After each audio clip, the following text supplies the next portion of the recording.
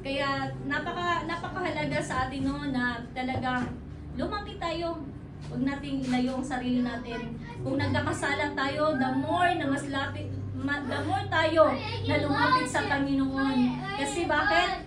Ang maglilinis sa atin, ang Panginoon. Ang maglilinis sa atin, ang banal na Espiritu Santo. Saan ba ang banal na Espiritu Santo? Amen? Hindi makakaano sa'yo.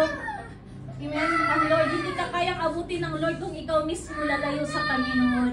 Hindi ka pwedeng linisin ng Panginoon. Sabi mo, Lord, gusto ko nang magbagong buhay. Pero ayaw mo namang lumapit sa Lord. Amen? Praise God.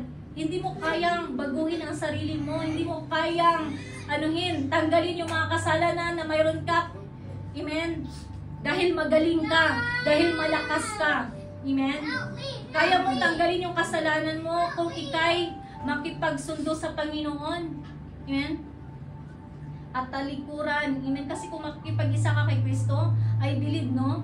Na nandun yung conviction. The more nagkakasala ka, alam mo. Amen? At hindi ka patutulugin.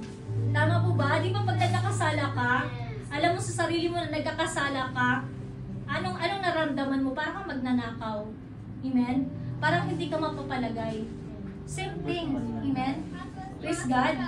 Kaya napakaganda no, ng salita ng Lord. Sabi dito, sa 6, Titus 3, para mabasa nila, Titus chapter 3, verse